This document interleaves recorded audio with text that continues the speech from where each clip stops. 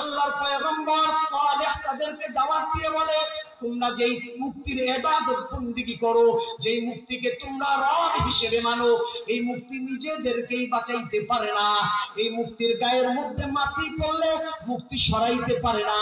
এই মুক্তির ইবাদত বندگی বাদ দিয়া এক আল্লাহর ইবাদত বندگির মধ্যে মগ্ন হও। এবার তারা আল্লাহর পয়গম্বর সালেহ আলাইহিস সালাতু ওয়াস সালামকে বলে, সালেহ পয়গম্বর, তোমার সঙ্গে আমাদের একটা চুক্তি হবে, এই চুক্তির মধ্যে যদি তুমি জিততে পারো তাহলে আমরা তোমার রবকে মানবো, আর যদি আমরা জিততে পারি তাহলে তুমি আমাদের রব আর দেবতাগুলোর কাছে মাথা নত করবা। এবার আল্লাহর পয়গম্বর সালেহ আলাইহিস সালাতু ওয়াস সালাম ওই মুক্তিগুলার কাছে যায়। যাওয়ার পর ওই মুক্তিগুলাকে নিয়ে সালেহ আলাইহিস সালাতু ওয়াস সালামের জাতি তাদেরকে ডাক দেয়, ও আব্দুল ওয়ালা সুওয়ান ওয়ালা ইয়াগুত ওয়া ইয়াউক ওয়া নাসরা। সালেহ আলাইহিস সালাতু ওয়াস সালামের জাতি এই মুক্তিগুলাকে ডাক দেয়। তাদের মুক্তি তাদের ডাকের মধ্যে কোনো সাড়া দেয় না, তাদের ডাকের মধ্যে কোনো জবাব আসে না।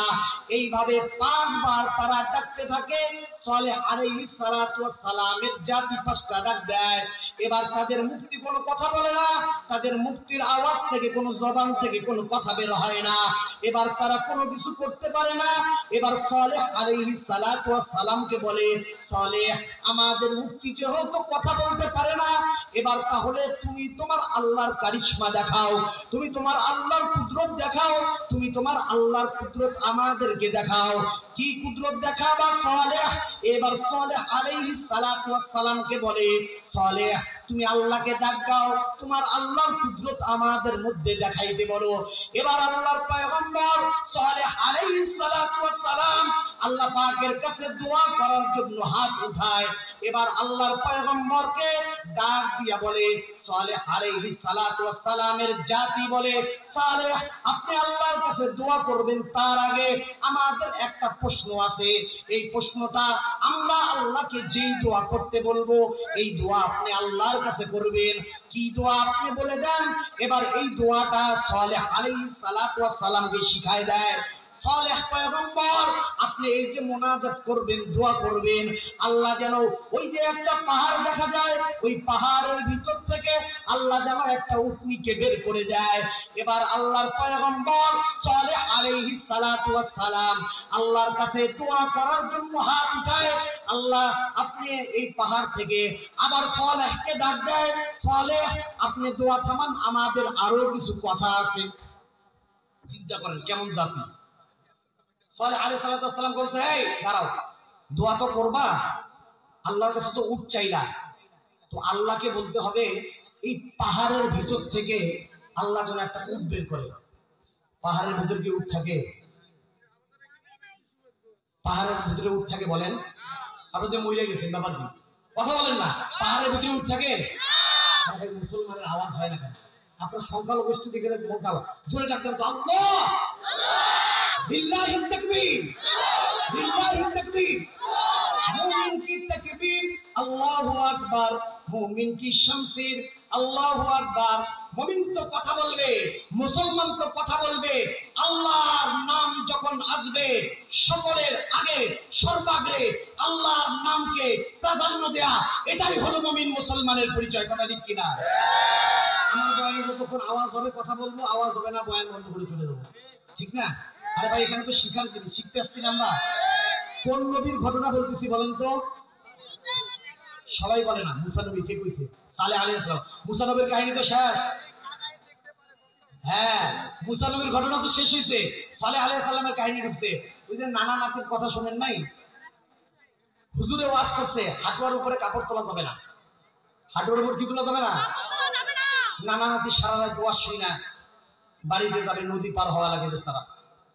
নদীর সামনে আসিয়া নানা লঙ্গি তুলিয়া কার মারছে কাঁচা। দেখবেন নাতির একটু চালাক হয়, নানা কি করছেন? কাঁচা মারতে না, হুজুর মানা করছে। ধুত্তর হুজুর, হুজুরের ওয়াজ ওই মাহফিলের প্যান্ডেল পর্যন্তই শেষ, তুই ফিরে হাতে কোনো ধরিয়ে এসছিস, রং করে ভাষা গেছে। আপনাদের যেন এমন না হয় যে ওয়াজ শুনলাম চলে গেলাম, বিষয়টা এরকম না। কিয়ামত পর্যন্ত মনে রাখতে হবে, আর আল্লাহকে বলতে হবে, আল্লাহ, হুজুরের কাছে তো আমরা বয়ান শুনছি, এই উসিলায় আপনি আমাদেরকে মাফ করে দেন। বলা যাবে না ইনশাআল্লাহ? আল্লাহর সামনে আমরা বুক ফুলিয়ে কথা বলবো, মুমিন মুসলমান তো আমরা, ঠিক না? আমাদের ভয় আছে বলেন, আমরা বুক ফুলিয়ে কার সামনে কথা বলবো? হ্যাঁ, এরকম আওয়াজ দেবেন। তো সালেহ আলাইহিস সালাতু ওয়াস সালামের জাতি বলতেছে যে দেখো সালেহ, তুমি আল্লাহ পাকের কাছে দোয়া করবা, এই যে উট দেখা যায়, এই পাহাড় দেখা যায়, এই পাহাড়ের ভিতর থেকে আল্লাহ যেন একটা উট বাইর করে। আচ্ছা বলেন, পাহাড়ের ভিতরে কি উট থাকে? আচ্ছা, আবার সালেহ আলাইহিস সালাম দোয়া শুরু করছে, আল্লাহ এই পাহাড়ে, এই সালেহ দাঁড়াও দাঁড়াও দাঁড়াও দাঁড়াও, দাঁড়াই দিছে কি? তুমি দোয়ার মধ্যে আল্লাহকে বলো আমরা যেই পাহাড়টা দেখায় দিব, ওই পাহাড়ের ভিতর থেকে যেন আল্লাহ একটা উটনি বের করে। দেখছেন শয়তানি বুদ্ধি দেখেন কেমনে তৈরি হয়। পাহাড়ের ভিতরে কি জীবনে উট থাকে বলেন? আবার বলতেছে আমরা যেই পাহাড়টা দেখায় দিব, ওই পাহাড়ের ভিতর থেকে উট বের করতে হবে। দেখেন শয়তানিটা দেখেন। ঠিক আছে, তাও মানছে। নবী বেচারা দেখেন না, আমরা হুজুররা অনেক সময় আপনারা অনেক কড়া ভাবে কথা বলেন, আমরা একটু মাথা গরম করে শুনি, নত করে শুনি। তো হুজুর মানুষ, সালেহ আলাইহিস সালাম আল্লাহর নবী, মাথাটা নিচ করে কথাটা শুনছে। এবার আবার আল্লাহর পয়গম্বর আল্লাহর কাছে দোয়া করলেন, আল্লাহ আমার জাতি একটা পাহাড় নির্ধারণ করে দেয়, এই পাহাড়ের ভিতর থেকে আপনি একটা উটকে বের করে দেন।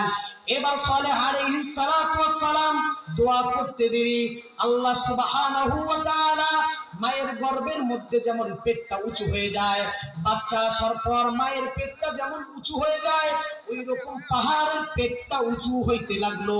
আল্লাহর কুদরতের মাধ্যমে ওই পাহাড়ের ভিতর থেকে আল্লাহ একটা জ্যান্ত উটকে বের করে দিলেন। বের করার পর এবার সালেহ আলাইহিস সালাতু ওয়াস সালামের জাতি, এবার আল্লাহর পয়গম্বর সালেহ